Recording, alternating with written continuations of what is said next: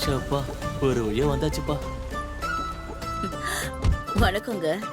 வணக்கம். ஐயோ மாமனார் இருக்காரு. வாங்க. போய் முதல்ல வணக்கம். ஆசீர்வாதம் வாங்குவோம். மாமனா என்ன மரியாதை? ஆசீர்வாதம் பண்ணுங்க. உங்களோட ஆசீர்வாதம் எனக்கு கண்டிப்பா தேவை.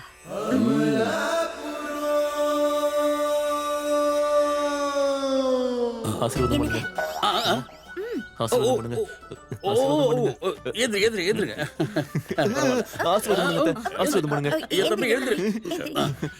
வாங்க உள்ள வாங்க, உள்ள வாங்க, எல்லாரும் வாங்க. வாங்க. வீடு செம்மையா இருக்குதே. நீ போய் பொண்ணை கூட்டிட்டு வா. ஆ, இப்ப வந்துருவாங்க.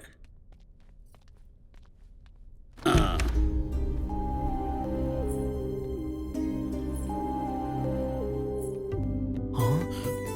செம்ம ஃபிகரா இருக்காளே. ஆ,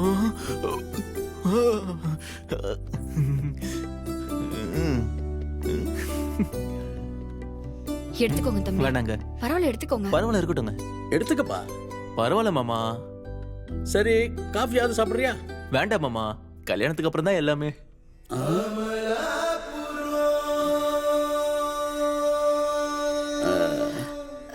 அபலாபுரம்.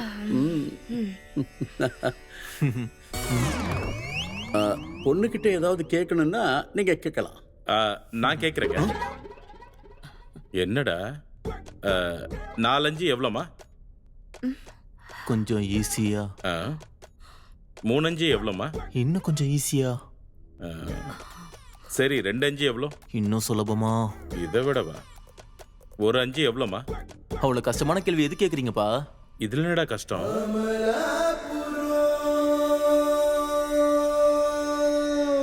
அதாம்மா, அப்பா ஆர்கானிக் காய்கறி எல்லாம் விளைவிக்கிறார்ல. உங்களுக்கு தெரியும்ல. உனக்கு தெரிஞ்ச 4 காய்கறி பேரை சொல்லுமா. பீட்ரூட், கேரட், வெங்காயம், தக்காளி. நான் அந்த பொண்ணை தானே கேட்டேன். நானும் பதில் தான் சொன்னேன். சரி, பொண்ணுக்கு ஏதாவது பாட்டு தெரியுமா? வேண்டாம்ப்பா, 10 பேருக்கு முன்னாடி கஷ்டப்படுத்தாதீங்கன்னு சொன்னேன்ல. இவன் டாமினேஷன் அதிகமாயிடுச்சு. குடுக்கல் வாங்கல் விஷயம் எல்லாம் பசங்க முன்னாடி பேசுறது நல்லா இருக்கும். ஆமாங்க. எங்க அமலாபுரத்துல நீங்க கொஞ்சம் அமைதியா இருங்கப்பா. பருவம் பேச விட முடியாது. அங்கிள், உங்க பொண்ணுக்கு என்ன கொடுக்கணும்னு நினைக்கிறீங்களா கொடுங்க. இல்லனாலும் பரவாயில்ல.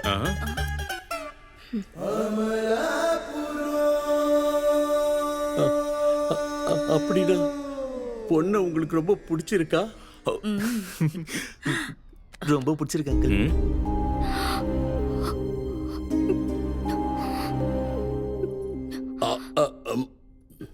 எதுக்குடா இப்ப கிள்ன? ஓ நீயா? அப்படின்னா நம்ம தட்டு தாம்பூலத்தை மாத்திக்கலாமா? இவன் இப்போது பேச விடுவானோ இல்லையோ? இதை நீ பேசலாம். என் பையனுக்கு அமலாபுரம் ஐயருங்கன்னா மகா குரு மாதிரி. பொண்ணு பிடிச்சிருச்சுன்னா தாம்பூலம் மாத்திக்கிறதுக்கு நல்ல நாள் பார்த்து சொல்றேன்னு சொன்னாங்க. அந்த விஷயத்தை நான் உங்களுக்கு போன்ல சொல்றேன். அப்பவே நம்ம நிச்சயதார்த்தத்தையும் ஏற்பாடு பண்ணிக்கலாம். அப்புறம் என்ன, 2 பக்கமும் ஓகே. சுபம். சரி, நாங்க போயிட்டு வரோங்க. போயிட்டு வாங்க. வாங்க வரேங்க. வாங்க. அப்பா, என்ன பார்க்கவே மாட்டேன்றா? விடுங்க தம்பி, கல்யாணம் ஆனதுக்கு அப்புறம் பாத்துக்கலாம். அப்ப நாங்க போயிட்டு வரோம். போயிட்டு வாங்க. வரேங்க. போயிட்டு வாங்கம்மா. மாமா, என்ன ஆசீர்வாதம் பண்ணுங்க மாமா. என்ன ஆசீர்வாதம் பண்ணுங்க. சீக்கிரமான கல்யாணம் ஆக போகுது. ஐ லவ் யூ மாமா, ஐ லவ் யூ. போயிட்டு வாப்பா. என்ன கிளம்ப சொல்றாங்க? சரி, திரும்ப வரதானே போறோம். வண்டி எடுங்க போலாம், அப்பதானே வர முடியும். பாய்.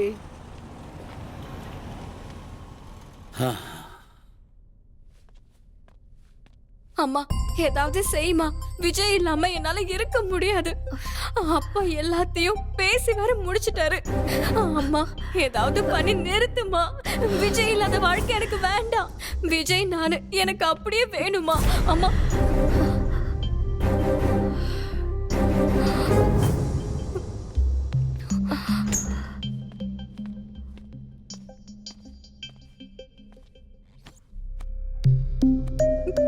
அம்மா.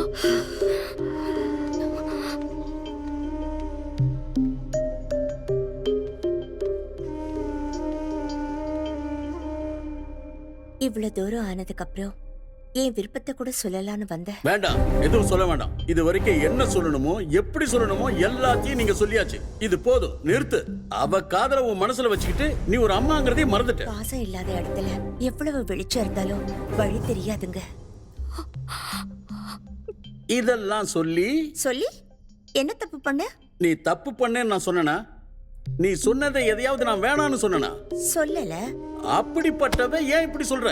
இது அவளுடைய வாழ்க்கை சம்பந்தப்பட்ட விஷயம். காதல் அவ மனசுக்கு சம்பந்தப்பட்ட விஷயங்க.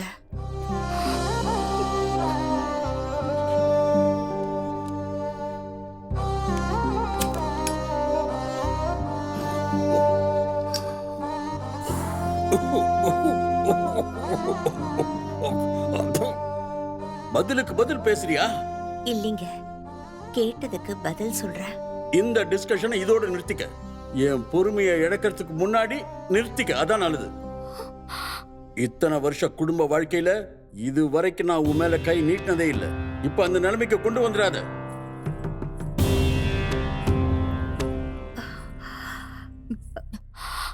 அப்பா, நீங்க அனுமதி கொடுத்தீங்கன்னா உங்ககிட்ட கொஞ்சம் பேசணும். கேட்காமலே எல்லாத்தையும் கொடுத்தேன். நீங்க எதையும் எனக்காக கொடுங்கப்பா. என் அப்பா என் காதலுக்கு ஒத்துக்கிட்டாருன்னு காலம் முழுக்க நான் என் மனசுல வச்சிருப்பேன். அப்படி முடியாதுன்னு நீங்க ஏதாவது பண்ணீங்கன்னா காலம் முழுக்க உங்களே நினைச்சுக்கிட்டு கதறி கதறி அழுதுகிட்டு என் வாழ்க்கையவே நான் முடிச்சுப்பேன்.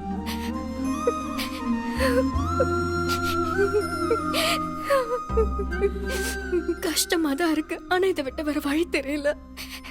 என் வாழ்க்கை முழுக்க இன்னொரு இடத்துல நான் பாசமா இருக்கிற மாதிரி நடிக்கிற தண்டனை எனக்கு கொடுத்துறாதீங்க.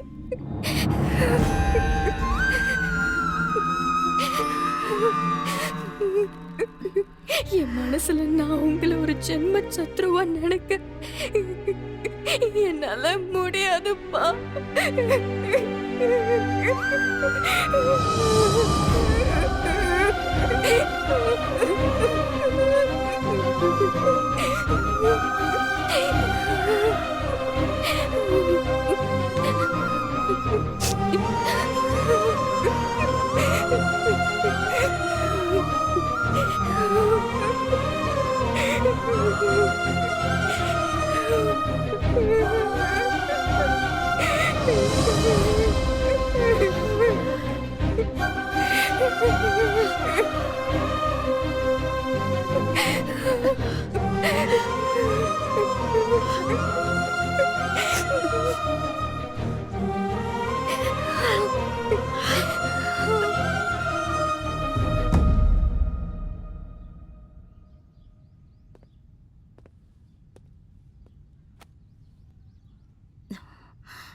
அப்பப்போ அந்த வெங்கட்ராமனை ஞாபகத்துக்கு வராறா.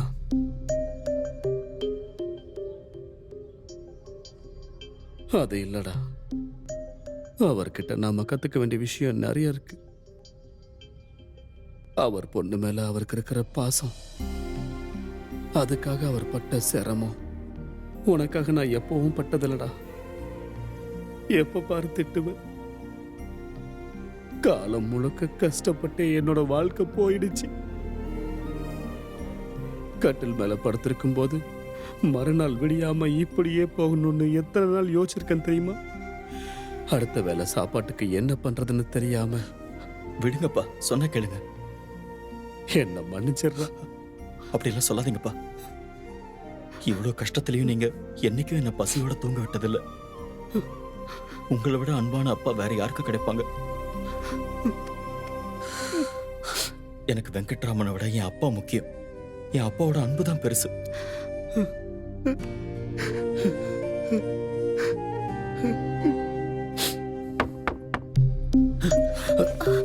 சார், ஐயா நீங்க வாங்க சார்.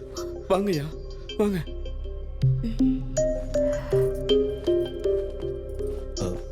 குடிக்க தண்ணி கொண்டு வரட்டுங்களா?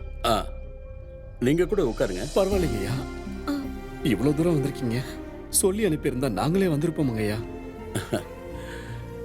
முறைப்படி நாங்க தான் வரணும், அதான் கரெக்ட். அன்னைக்கு நீங்க வீட்டுக்கு வந்தப்போ நான் என்னென்னமோ பேசிட்டேன்.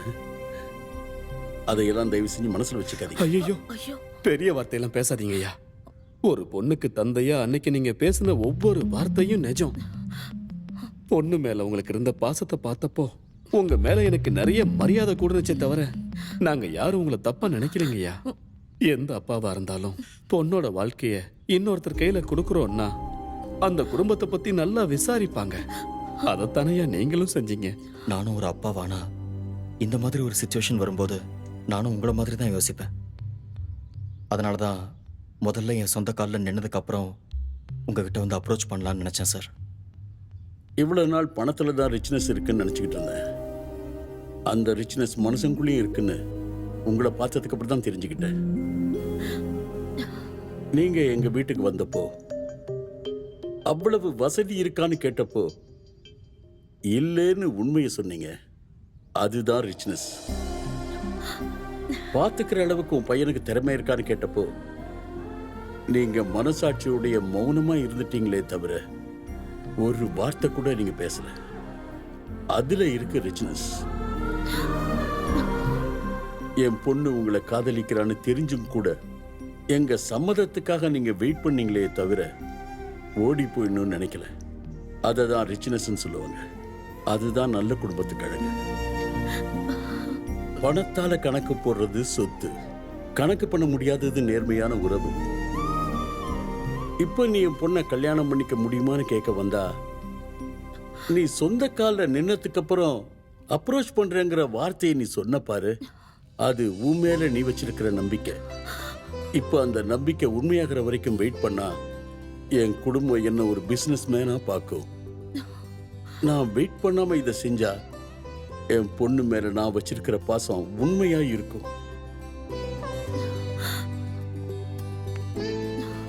என் பொண்ணு முன்னாடி நான் ஒரு நல்ல அப்பாங்கிறத நிரூபிக்க வாய்ப்பு கொடுங்க. சம்மதம் சொல்றா. சரிப்பா. அப்பா, இதெல்லாம் பார்க்கும்போது எனக்கு மீன் குழம்பு வைக்கணும் போல இருக்கு. அண்ணே, நீங்க கூட ஒரு வாய் சாப்பிட்டுட்டு போங்கண்ணே. நிச்சயமா. வணக்கம் ராவ். ஐயோ வாங்க சார், வாங்க சார், வணக்கம் சார், வாங்க சார், வாங்க உட்காருங்க சார். நீங்க உட்காருங்க. ஐயோ உங்க முன்னாடி நான் என்னைக்கு உட்கார்ந்துருக்கேன் சார். சரி. என் பொண்ணோட கல்யாணம் நீங்க நிச்சயமா வரணும். ஐயோ கார்டு கொடுக்கறதுக்கா சார் இவ்வளவு தூரம் வந்தீங்க? போன் பண்ணியிருந்தா நானே வந்திருப்பேனே. உண்மையிலேயே என் கம்பெனிக்கு நீங்க பினான்சியலா நிறைய சப்போர்ட் பண்ணிருக்கீங்க. இப்பவும் பண்ணிக்கிட்டு நீ இருக்கீங்க. வட்டி கொடுக்கறல்ல?